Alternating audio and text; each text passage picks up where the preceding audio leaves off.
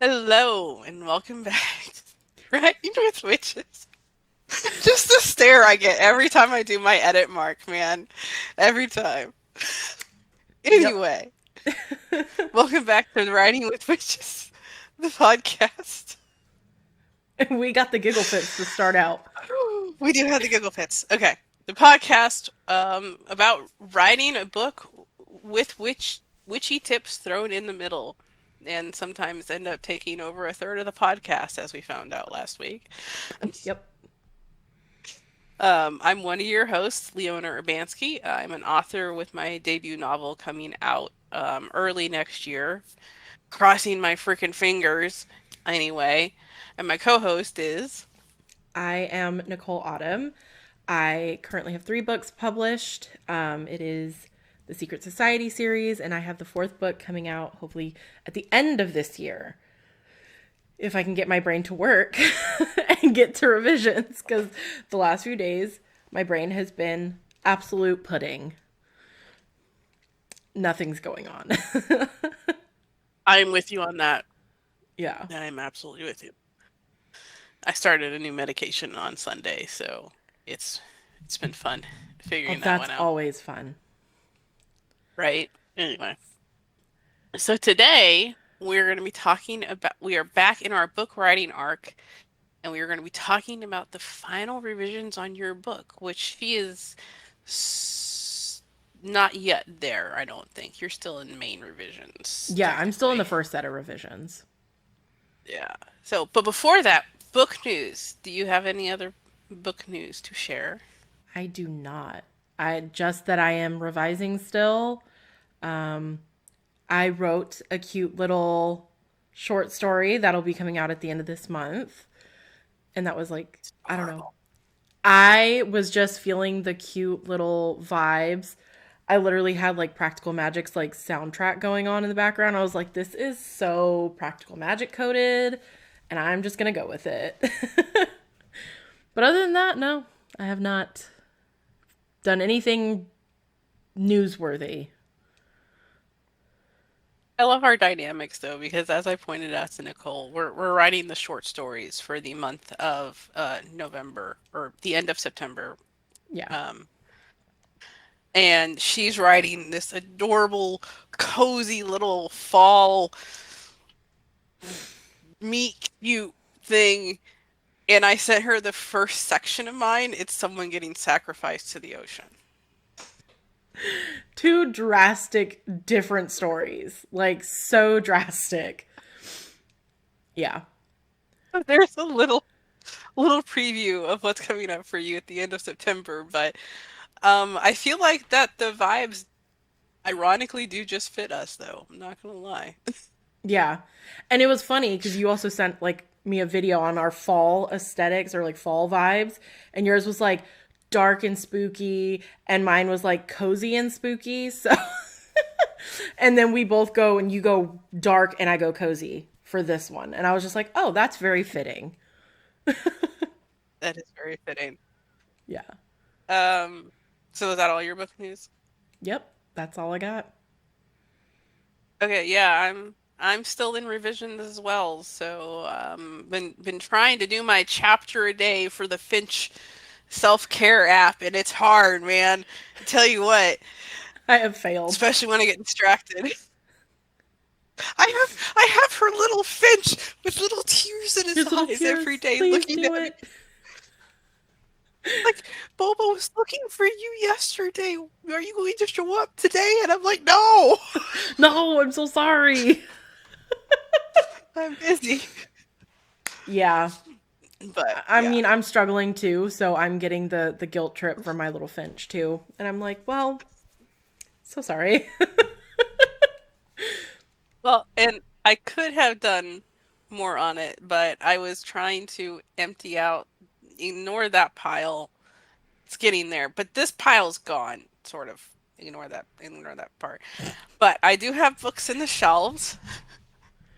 I do have for my Green Rider people, I have my Green Rider art books set up. I need to get better holders for them so that they are not open and messing with the binding. And then I have my Green Rider shelf now. So Nice. I'm getting there. I spent this afternoon doing this, so when I should have been doing revisions probably. You know But I'm like, what? I wanted to get somewhere. It happens. Like the other night, I should have been revising and I was sitting there starting a cross stitch. So It happens. it happens. So, alrighty. So since that's the summary of our book news, should we just jump into it? Yep. Final revisions. Goddamn. God damn. Well, I'll let you start since you have Oh, the line okay. edit Okay. definition in front of you because I do not. All right. So that's what we are going to be starting with is line editing and what it is. So the definition that I found for line editing on masterclass.com is a line editor, quote, a line editor works line by line, tightening up sentence structure so the language is sharp and clear. They look closely at how a writer's word choice and syntax contributes to the tone or emotion of a piece of writing. Finally, a line editor is concerned with the overall pacing and logical flow of a piece, end quote. Also, note real quick, I am still recovering from being sick, so I apologize if I sound stuffy. Anyway, um, so the line editors are not concerned with like the larger overall story, like you were in the earlier revisions. This is more fine tuning into the granular stuff, but it's also not quite into the dry mechanics of grammar and spelling and that kind of thing. This is still more of is it giving the same tone? Is the voice the same? I'm sure that they catch some of the dry grammatical stuff as you go through. It's inevitable when you're working line by line on something like that. But Yeah. this is more about keeping the book's voice consistent and in that kind of choice. So The fun stuff. the fun stuff. You're Yeah. you're slowly moving away from the fun stuff. Yep. You're getting more This to is the next step towards the dry. the dry, tedious tasks of your book. Um I tend to do this a little bit when I'm in revisions if I notice like, you know, big parts of like sentences that are either way run on or just like short choppy sentences. I will do a little line editing where you do, you know, fix your sentence structure and the tone and stuff. But yeah, this at this point, like you said, you've moved away from big picture stuff. You have your story essentially down. Now you're just trying to make sure you're conveying the correct emotions for your scenes and for your characters, making sure those word choices, like you said, are really driving home what you want your readers to grasp. Yeah, I feel like I've almost when you start sending me final revisions, I'm kind of your line editor. Yep, pretty much. You're just like, what this word? It's always like my word choice that you're now you're picking up on. You're like, is this the right word? I'm like, I think you're this one probably might right. be better. This is But it. Is that it a kind of floor or goes the in. ground? That one caught me. I thought that was so funny. I was like, I mean, it could be both, but yeah, ground does make more sense. They're outside. Yeah, So that kind of also goes into who should do it. Ideally, if you have someone you trust, like I trust Nicole and like she trusts me, it's someone that knows your voice and knows the story and that can um, really make sure that they're helping you pull that emotion through the whole story. There are, of course, people out there that you can pay for doing this kind of editing. It does get a little more expensive because this is not, just larger overall developments. This is, they're going line, that's called line editing for a reason. They're yeah. going line by line by line and giving you, like poor Nicole, I have sent her her revisions with like hundreds of comments. And honestly, I expect nothing less at this point. I would be So that is what concerned if I didn't get that. you'd be like, "Are you sick?" Right? Like, did you really read this or did you skim it? Um, so uh, that is those are your choices. If you're going to do it yourself, it's definitely something that I would suggest stepping away for a few days at least to kind of give yourself a fresh view as you go in. I would also on this kind of thing definitely don't hop around. Read the Mm-mm. book like a new reader would read the book and just line by line by line, make notes of like, oh, hey, there's a future scene that this is referring to, yada yada, maybe, but you shouldn't be jumping around in this kind of revisions. You should be reading it as a reader that is new to the book would be reading the book. Um, and that is also something that if you are sending it off to someone else, to expect a lot of feedback. Yeah. Um, that's what you're going to get.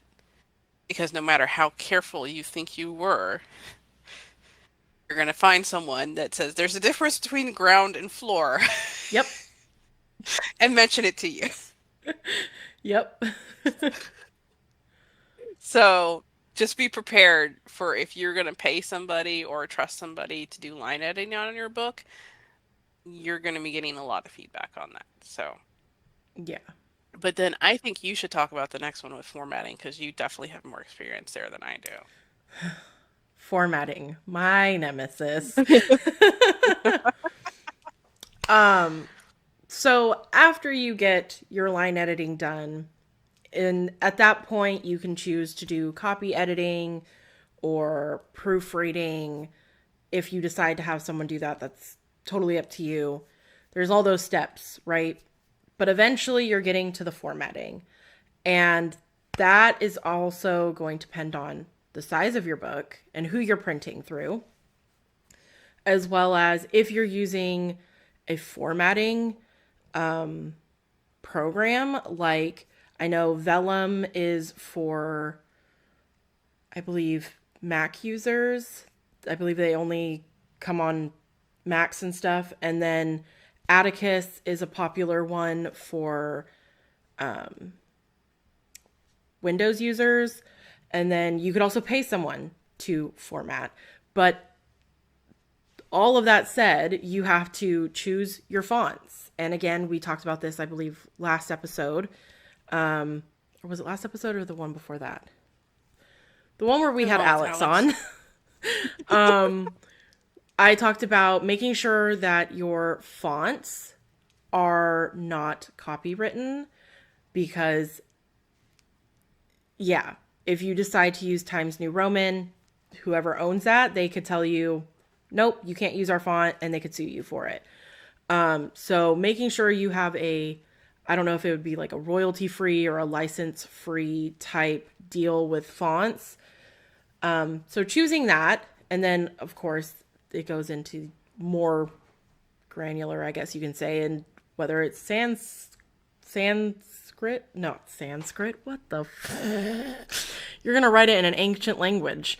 Um, Oh, Sanskrit. I thought you were saying Sanskrit. You're saying Sanskrit. Yeah, no, that would not be a well-known language right now. I'm like, I'm sans serif, or is that what it was? Or Yes, sans yeah, serif. Yes, that's what that's you're what I looking for. meant. So you have to decide, like, is it gonna have the little tails on it, or is it gonna be like Arial font type things? But then you have to decide on where are you putting your page numbers? Is it just going to be a one on the bottom? Is it going to be corner? Is it every other page? There's so many little things to decide. Your line and your paragraph breaks. Please be careful with those because it can screw your entire formatting and you likely won't catch it until it's in a proof. So when you go to do your line and your page breaks, your paragraph breaks, and all that stuff, just be careful and watch because I know some people like to put in like special like chapter headers. I like to do that, and sometimes those suckers can screw up everything in your formatting if you're not careful. So it is very tedious, and making sure all your margins are the same, all the spacing between your lines are the same. It can get really, really tedious because it's, yeah. I'm just thinking about every little thing I remember having to fix, and like how far over it was from this side and that side, and how much space is between each letter, and the sentences and lines, and it can be a lot. But those little touches is what makes books, one, easier to read, because I've seen books where, you'll have nicely spaced words, and then all of a sudden, like, three or four sentences are like all squished together, and you're like, what happened there? So taking the time to make sure everything is right, and even I have screwed this up big time. It really just makes it a lot nicer in your books. But yes, formatting is so much fun. So much fun. It's my least I favorite mean, part of books. Yeah. again, you can pay someone to do it Yeah. if you Yes, you if can. you feel the need to. Or you can um this is gonna bother me now. No, Uh, you're good.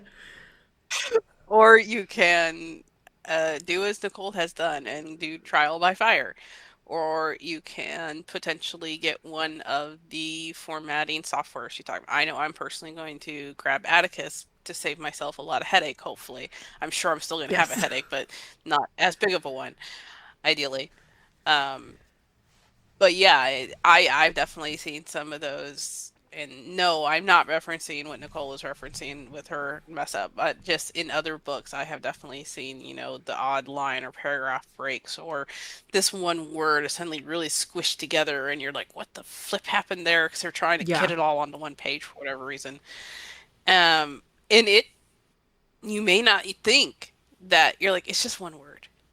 Yeah, no, we're still going to notice. Yeah. We're still going to be Everyone like, what the notices. flip happened? Yeah.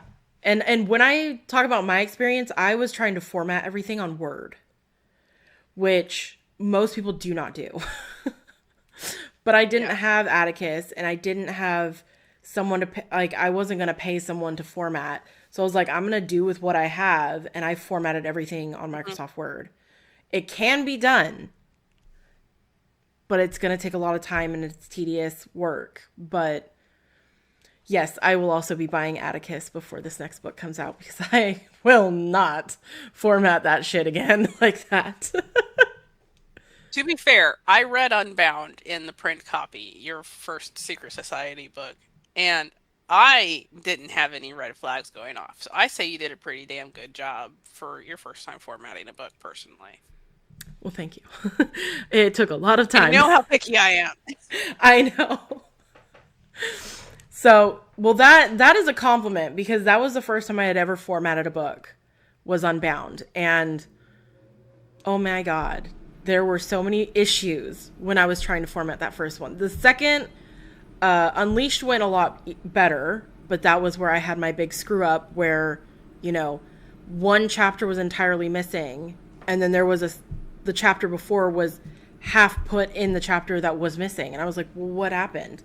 So yeah, I didn't catch that. I call that I call that my special edition of Unleashed.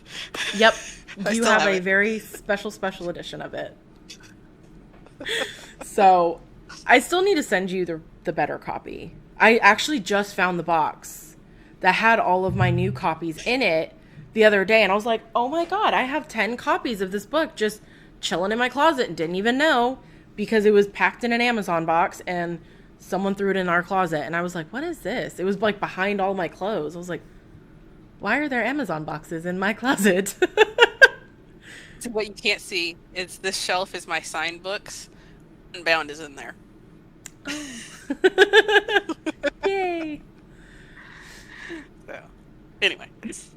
So I'm not sure what Orphans is on Orphans formatting. is when they are trying to squish that word together so that it's not just like this, like if it's like the end of a chapter Oh, and it's just like this one word, that breaks onto another page and it's like the end of a chapter, Yeah. and you're like trying to make it so that it's not breaking Just out onto one that word other on an page. So entire it's an page. orphan. Yeah, it's just this one word, or like this, like even like 2 or 3 words. It's a whole page for not even half a sentence. That's what an orphan is.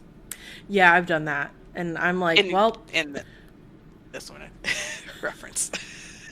yeah, I'm like, I would rather have that, those 2, 3 words on its own page than try and squish it and screw up everything now. Like, it's just going to be on its own little page. They should feel special. They should feel special. They were Yeah. orphans. They were orphans. That sounds so dark. Feel I mean, special. we've You're an already orphan. established this about me. Have we not? Yeah. I'm the um, one wearing the ghost cat sweatshirt, okay? I mean, it's an adorable ghost cat, but it's still that's a a ghost cute cat. cat. Yeah. It's Bushin. Of course it is, because why wouldn't it be? Well, I have a whole shelf of Bushin back there, man. Oh my god. Well, since we're on the topic of your witchy cat, witchy tips. That's where we're at She already. tips the dude. Um, and we've talked about candles before, but we wanted to go a little more in depth in terms of color affiliations. Um, so there's more, but my brain was like, just stop there and talk about the colors first. So with candles, of course, every candle color comes with what you can use it for. White obviously is, your stand-in for any color, really. Um, but it's also used for cleansing, peace, clarity, stuff like that. Then you have red, which could be love, passion, strength, courage, all those things. And a lot of these are also linked with certain deities and spirits. So if you are working with them, you could also use the color to represent them too. Blue for peace, healing, patience, harmony in the home. There's black, protection and banishing.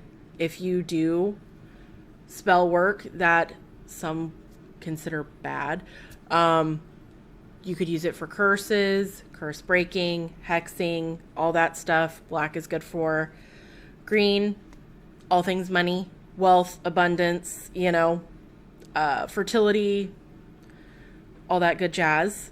You have orange, energy, vitality, stimulation, adaptability to sudden change, all that good jazz.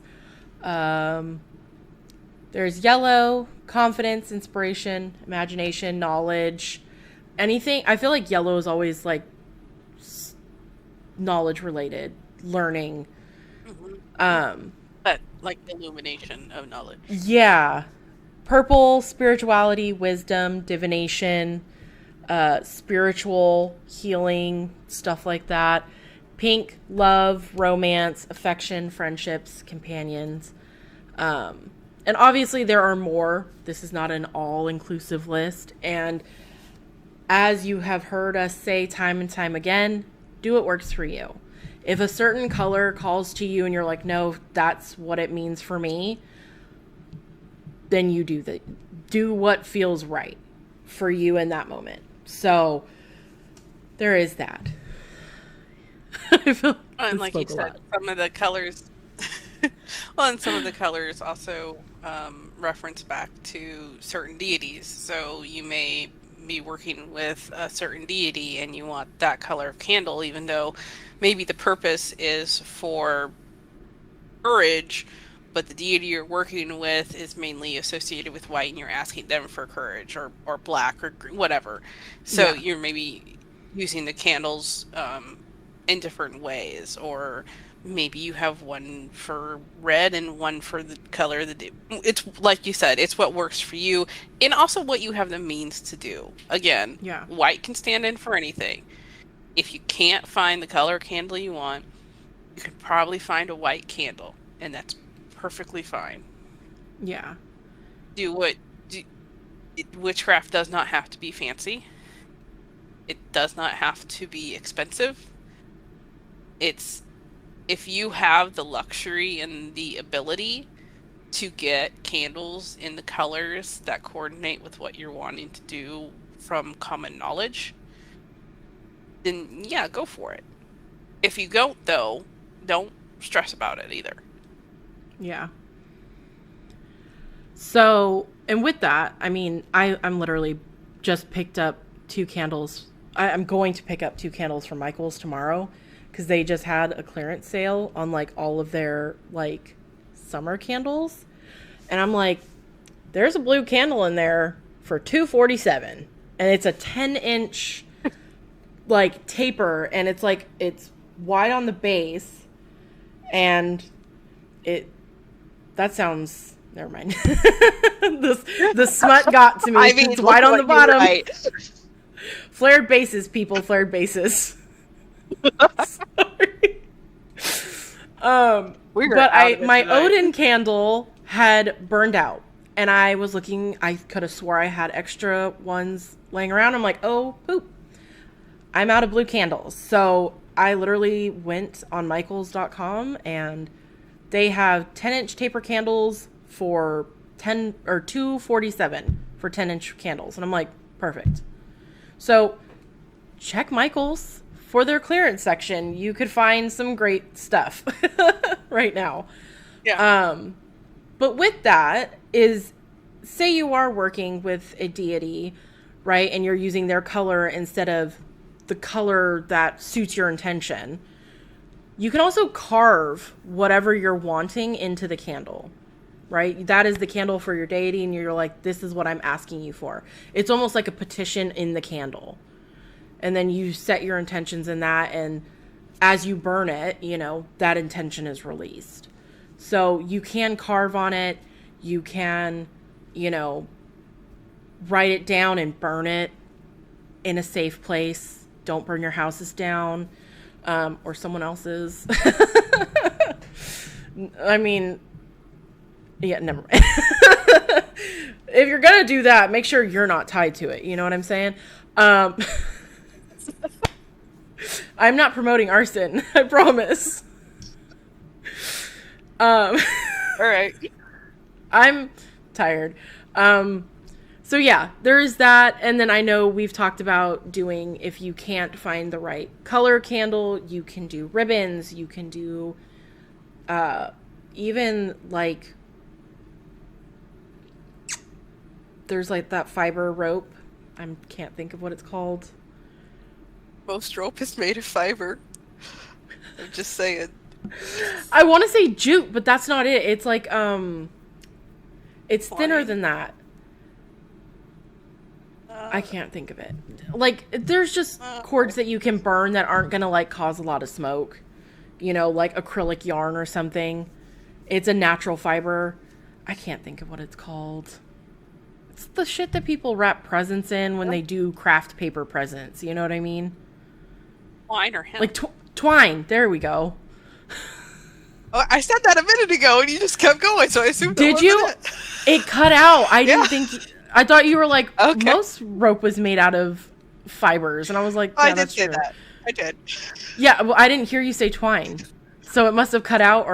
or I don't know. Apparently selective hearing is working right now. I don't know. Rampant in your house. Yeah. So yeah, those are other options if you don't have the correct color of candles. Yeah. I'm also going to say this, and I know I've mentioned this before. Obviously, with certain kinds of intentions and work that you're doing with candles, this isn't going to work. But if you are in a place where you cannot burn a candle, but maybe you're still just trying to honor a deity, or you just want some kind of mood for whatever you're working with, you can use the LED candles. They're they're going to work just fine. Again, because sometimes some apartments they won't let you burn candles. Yeah. So again, it's not going to work with every. It's not going to work with a lot of candle magic that does require the flames and for the melting of the wax and that kind of thing. But in some cases, that's a totally acceptable thing to do, and it's going to serve the same purpose for you in those respects. Yeah. Pretty sure that was it for candles, yeah?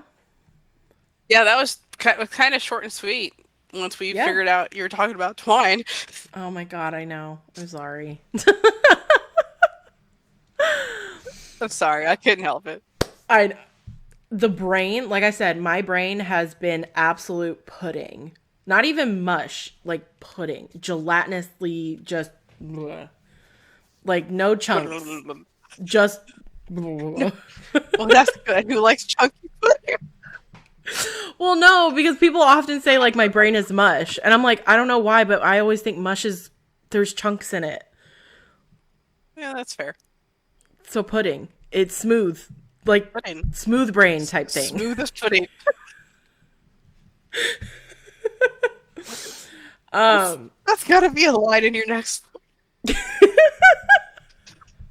I'm gonna have to slip it in. Your brain is as smooth as pudding.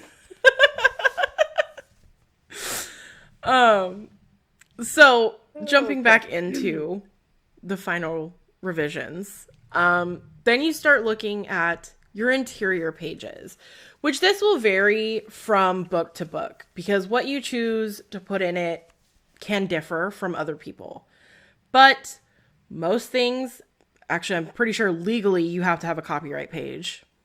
So Hmm. that's kind of a non-negotiable. You should put it in your book, period, because then it makes you the owner of what's in the book, and someone Yeah. can't steal it. So that one, it needs to be there. Then you have your dedication pages, right? Some people use them, some people don't. I feel like most, on average, dedicate their work to someone or something.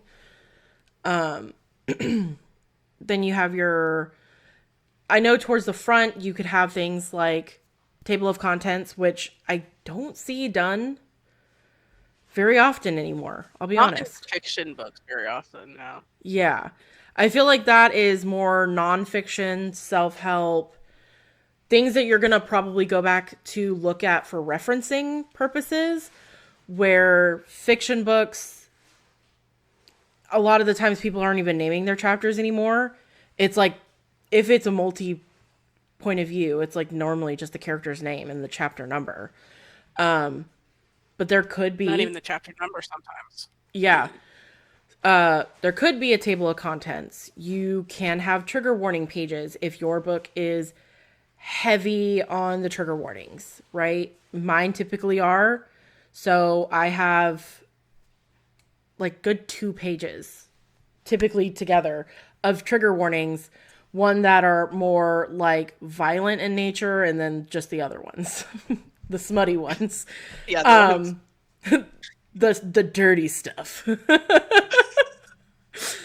And then there are people will put their playlists that they listen to. There's maps, right? If you're reading fantasy novels, almost it seems like almost any fantasy novel you read nowadays has a map in it, which is sick. So there's so many pages that are extra pages that you can include into your books. And then if you go towards the back, you have your acknowledgments. I always like to include other books that I have written. So if the person that read it really likes it, they don't have to go search to find out what else I've written. It's right there. So unless it's like the first book, then, there's nothing you could do about that one. You will get there, though. I believe in you. I hope so. So there's a lot of extra books, your about me's, a lot of extra books, pages in your books that you can add. Yeah. I'll let you give your 2 cents now. I I'll mean, just you shut up. kind of summed it up. You kind of summed it up pretty well, Yeah. honestly.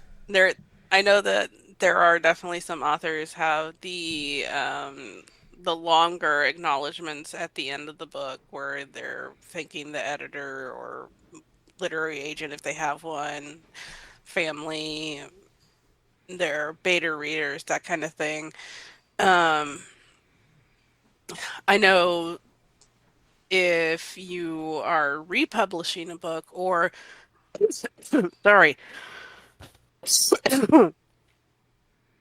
or if you already have the next book written and ready to go, a lot of people also include like the first chapter of the next book to kind of whet your taste. Or maybe they're publishing a whole other book. They might put the first chapter of that book to get you kind of moving on to their other books in their bibliography.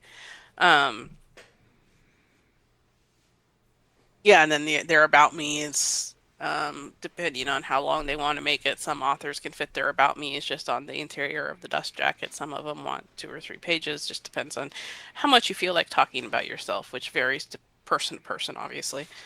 Yeah. Uh, I mean, you kind of covered most of what I can think of, like Glossaries, glossaries, especially in fantasy novels nowadays, for sure. Name names. Yeah. pronunciations, Yep.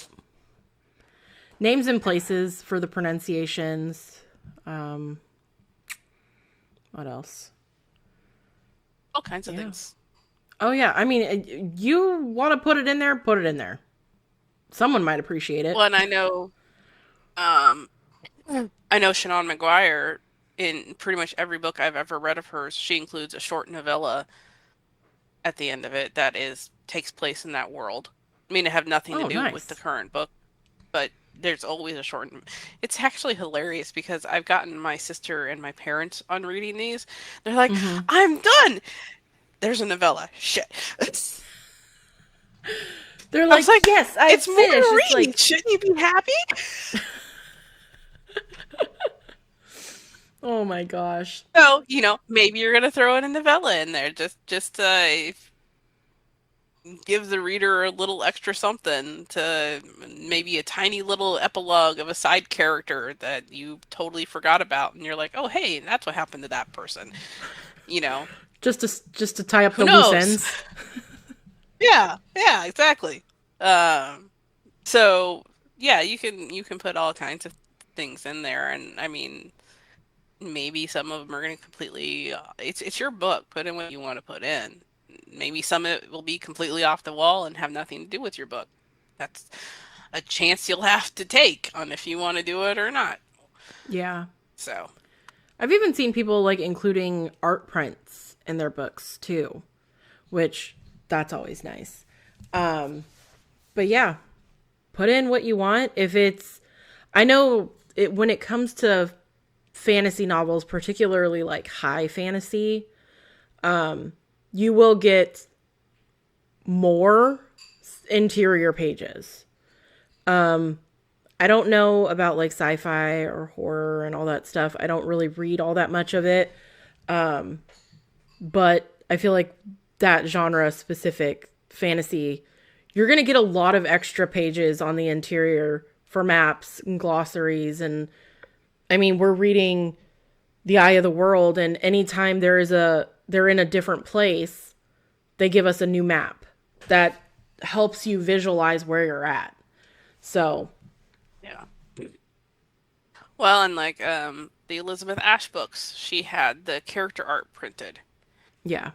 in the first couple of pages on hers, which and to me, I'm still like always really happy and surprised to see that because Oh yeah. my brain has still not caught up to this digital era, even though I work in IT.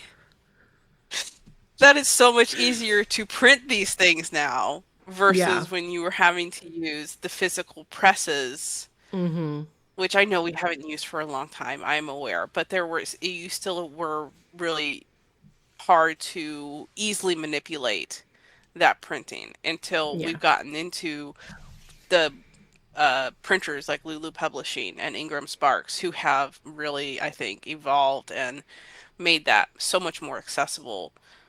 And I think to me, that is just so much more evident because, you can go to Lulu Publishing and print out your own little personal planner, and it'll be professionally printed with a spiral binding, but you only have to buy one because they're like, hey, okay, give us a PDF. We'll print it for you, bind it. There you go, you know? Yeah. So it's so much easier to add in like I wish I had that book out right now so I could show you because I know she's got it in there. They have art around every chapter header now. Yeah. And it's just so much easier to do that now. Yeah.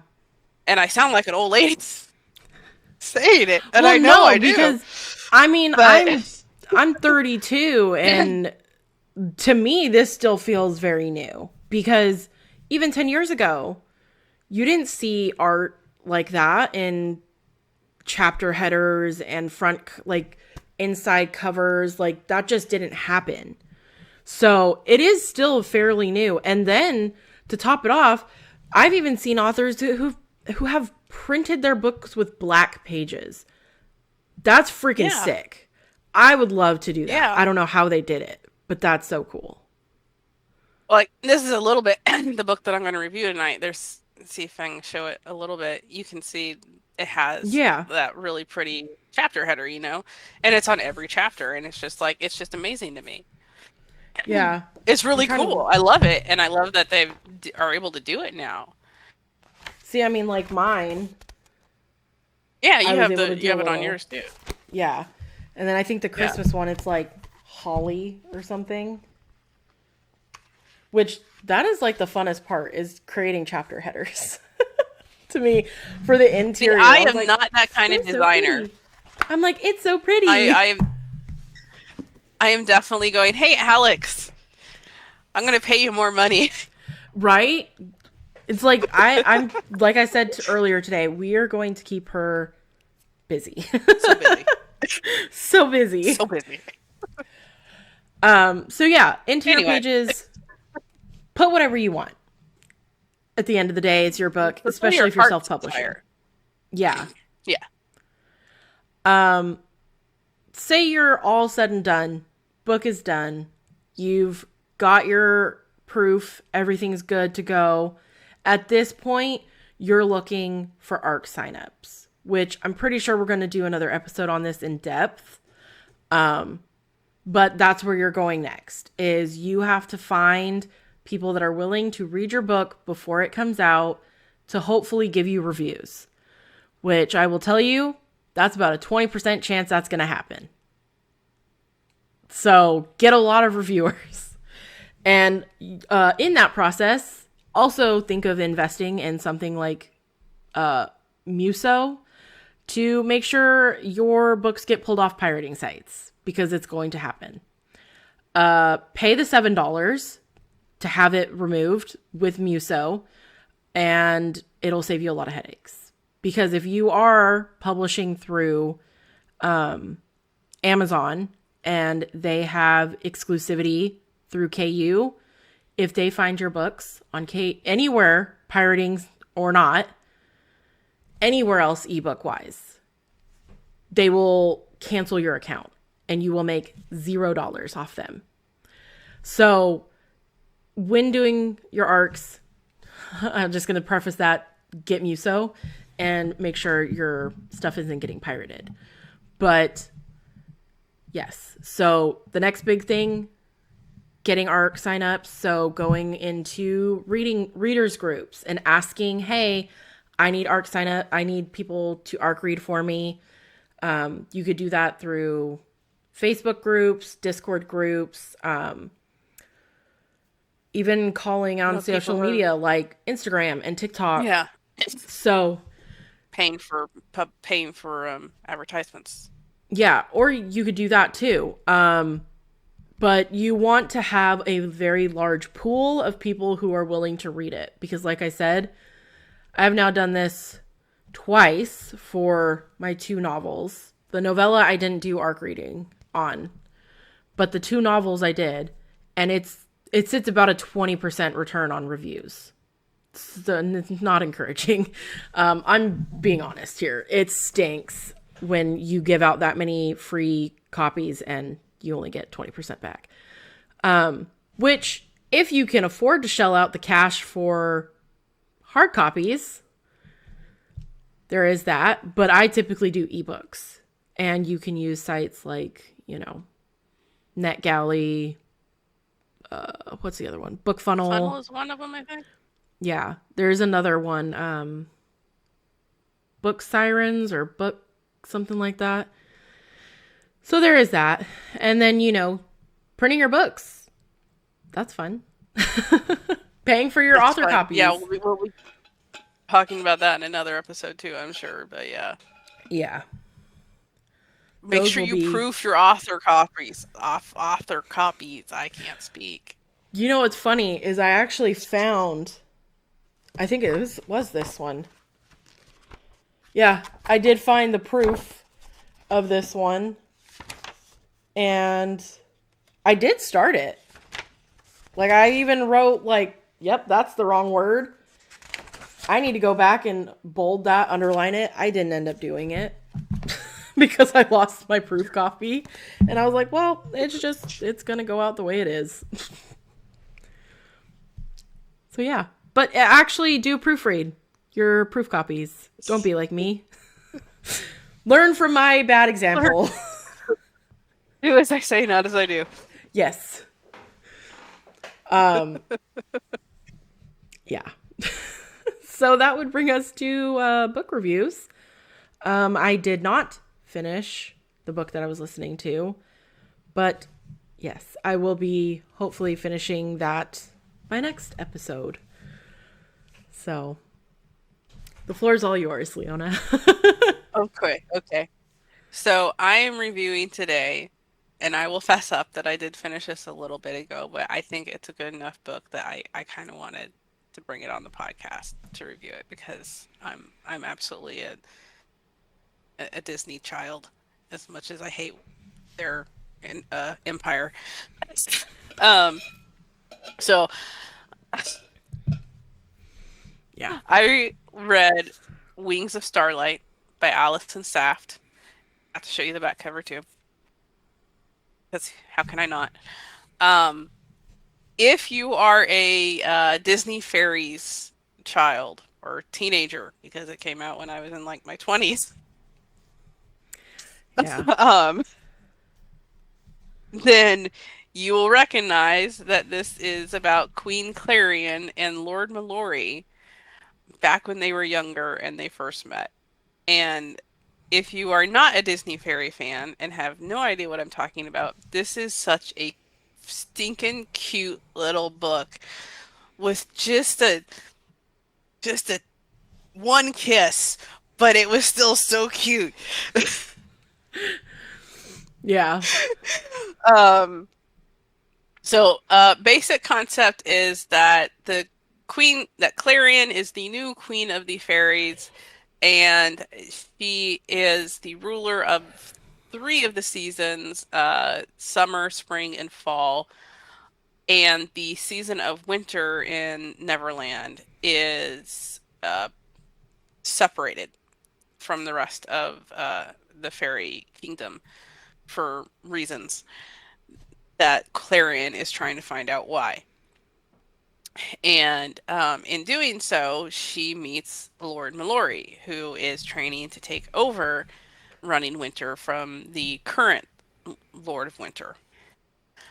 And they fall in love, and it's adorable, and I Yes. love it. And um, so they deal with a crisis, and you know have to resolve it, and if you've seen Disney fairies, you know the ending to this book already because you've probably seen um dang, I can't even think of the name of it, the one where Tinkerbell met her twin.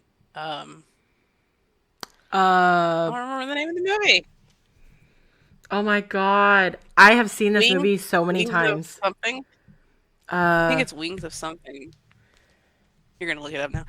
yep. Anyway, Cuz it's going to so the bother me Wings if of I don't. Starlight by Allison Saft is the love story of Queen Clarion and Lord Mallory, and Secret of the Wing. it's I didn't stinking Secret of the Wings. Okay. Sorry. Um, and it also, if you know who Lord Mallory is and you know about his wings, then this also tells you how he lost that wing. So, a little bit of a spoiler, but um, highly, highly recommend it if you're a Disney fan. If you just want something real cute that it's relatively adult. I mean, really and truly, I feel like this was written for the people like me that love Disney fairies and are now reading the adult books, and this was written for us who always wanted to know the love story behind these two. Yes. Because they definitely alluded to it in that movie. Yeah. Oh yeah. And you're just like, Exactly. Like when he yeah. takes off the cape and you're like, "Oh, I knew that's Oh my god. who it Yep. I love those movies. was."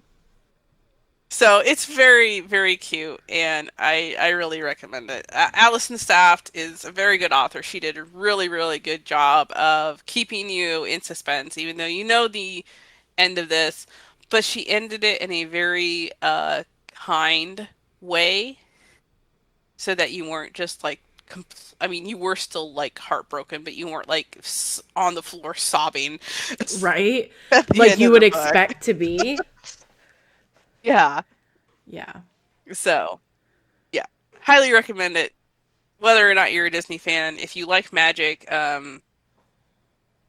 books about magic, this is also kind of fun. Gives you a little more Disney lore too about the Queen of the Fairies and how they come to be, and and a little more lore that is a fun background filler for the Disney fairy world. So, Nice. and she's a good author. I keep meaning to look up her other books because I was very interested. I'm looking now because we were just talking about the interior pages to see what else that she's written. Um, yeah, no, she's written a few other things that look. Ooh, a dark and drowning tide. That sounds interesting. Anyway, I've seen that book actually in, yeah. yeah, I think I saw it in Barnes and Noble and I almost picked it up. I was like, ooh, this looks interesting. But I already had two books in my hand. So I was like, No, that's fair. I'll wait on that one. I don't need three books right now. And then I go You not always long need after growth, that and go and buy The Eye of the World. Oops. right? Exactly. I may have just ordered two books for myself. One of them being for Critical Role fans, you know where this is coming from. Tusk Love, man. I had to get it. Yeah, it's funny because now that my husband's reading, he's on his fourth book this month. So it's like every time he gets close to like that last 50 pages, he's like, "Oh, I got to go buy another book." So it's here by the time I finish this one. And I'm like, "Oh my gosh, we're going to have a freaking library if this man keeps reading the way he's reading." It will happen. Yes, I want that. Like every reader slash writer, I want that freaking Beauty and the Beast library in my house, even though I'll never have a house that big. But I want a library that big. I'm getting there. Like that's my Disney Twisted Tales books. Nice. Just filling it up, most of it, and then um, this one is going to be all the Shannon McGuire books. I haven't found most of them, obviously, because you can still see space there. But Yeah. I've also got my book Guardians going up. I got my ponies going on, and yeah, So I have a question. there. How do you put your books on your shelves? Do you do like what's your Right system? now, Yeah. Well, normally, typically what is your system? normally the system is I break it into genres first, and my three major genres that I have accumulated is nonfiction, classic literature, technically four. Well, I kind of classify my spiritual books into the nonfiction category. Classical fiction because I'm an English major and everything else. Yeah. That makes sense. um, I do keep special sections for certain books. Like I said, this is my signed bookshelf. If it doesn't belong in another series, that I already have a space for, and then it goes under this one. Or if it's just a shorter trilogy, like your books would go in there because it's a trilogy right now. Yeah. Um, so, and then a few series have their own special shelves, like the Kirsten Britton Green Rider books have their own special shelf behind glass. Same with my Disney Twisted Tales. The Shannon Maguire books are behind glass as well. Um, right now, that top shelf is nonfiction and Okay. mix of classical lit, and then this is just kind of I've been throwing stuff on the shelves, trying to get them out of the boxes. I am planning on doing an inventory, but yeah, it'll usually I try to keep series together. Um, and then when I'm actually putting them up in the library, honestly, I used to go by author name, Mm-hmm. last name, and I just can't anymore because the book sizes are so different. So honestly, it's been going by book sizes. Okay. And it's really frustrating that they quit the mass market paperbacks because 99% of my books from Shannon Maguire are mass market paperback, and now they're going into the trade paperbacks. Yeah. And it's really throwing off the sizing and how I can. And it's the same for the Mercedes Lackey is the shelf with the blue pony. I haven't Yeah. found a lot of hers yet. It's hiding behind the blue pony, but like most of the books that I have for her are mass market paperbacks, and Yeah. unless it's a hardcover, it's just really frustrating. Yeah. But yeah, because I Mine, have to go by book sizing. yeah. See, I don't go by size. That would drive me nuts. I have to go by author's last name. So it's like genre, right? So this is all my like fiction stuff, and then I'll have like my witchy books that are down here. I have like the self-help. No. They're more like, so it's like medicinal herbs, like learning about chickens, because at one point I did have chickens and ducks. So I had like books about that and homesteading, and not the trad wife homesteading. Don't get me twisted there. Crafting books, like, and then I have like a whole row of tarot cards. But once I have them separated that way, then it's by author's last name. But I get what you mean by the sizes being annoying, because Sherilyn Kenyon's were all mass market paperback size. And then her, once she got further in, they're all these freaking big monsters. So it's like you have these little, mass market paperbacks, Yeah. all nicely in a row, and then boom, you got two of these suckers. And they're like, those are massive. And it looks a little silly, but for organization's sake, I keep them by author last name.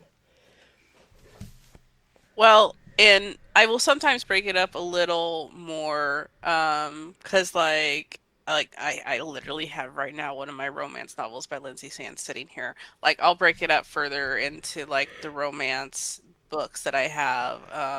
I have a whole box of Star Trek books that it's probably going to have its own shelf because it's its own long series.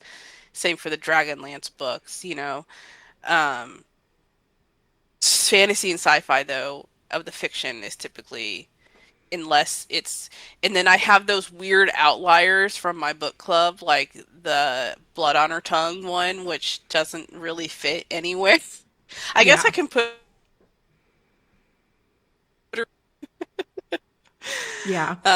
but yeah, I would like to try and keep it more organized by author last name here, because like I said before, it was a traditional bookshelf where I was just trying to shove the books in any Yeah. way I could. I've got a little more room here, so maybe I will be able to get away with doing it by author last name and trying to make it a little more organized. Yeah. I do keep my series together too. I don't know how people can separate series. That's crazy. Or do it by color coding. Oh my god. Oh, I can't handle that. I'm like, don't get me wrong, it looks aesthetic. But how the frick do you find anything in your bookshelves? Idea. Like, that's You got bananas. me. Oh my god. My OCD, I don't even have OCD, but that when it comes to books, I am so particular about it that I'm like I would literally rip every book off that shelf and put it in the correct order. I'm like, "No, this is In wrong." the correct order. Mhm. Yeah, but I'm hoping I'm gonna get some proper book stands for my Green Rider art books, and then, once this pile of books is gone, I'll be able to have the rocking chairs on either side of me, and I have another bookshelf on this wall and the bookshelf over there as well, just in case I somehow fill up. Like, this is only half. Yeah. What you're seeing is only half. It continues that way and is the same size as what you're seeing here. So if I Nice. somehow fill all of this up, I will be impressed with myself. Like, I know I can constitute a library. I'm not arguing that, but although to be fair, I do have like 5 boxes that are going upstairs because they are the unread books. Unread books are going upstairs for easy access. You have 5 boxes of unread books. I unloaded like 13 though.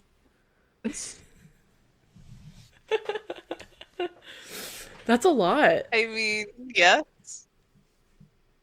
Yes, Well, it the is. boxes aren't that big, are they? I mean, think Girl Scout cookie boxes. Oh, that's not that big. Yeah. No, I was trying to keep them relatively small so it was easier to carry up the stairs. That, and I still need to get another bookshelf upstairs for all of these. I have a bookshelf for it, but it's currently shrink wrapped over in that corner. Well, Anyway, I was gonna say we're that just was sitting fun. here yapping on, but that brings us to the end of our episode. Now You that you know can how we both organize our libraries. yes, yes.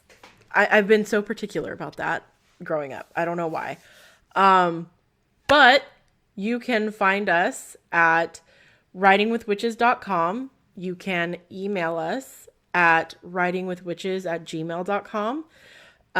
You can find us on Instagram, Facebook, TikTok, YouTube, and Blue Sky as Writing with Witches. And we also have a Discord channel. So if you want to hop over there, it's kind of dead right now because we don't have anyone in there. But if you hop in, we will talk to you. We are on Discord Yes. Get often. direct access to two authors. Yes. As well as I have my own website, my own Discord channel. All of that will be linked below, as well as my Instagram, Facebook, TikTok, YouTube, Blue Sky. I even I have a Twitch and I do need to stream, but I haven't been doing that because putting Both brain. are a little busy, to be fair. Yeah. So there is all that, and I will let Leona talk about hers. You're mainly going to find me on Instagram and Facebook.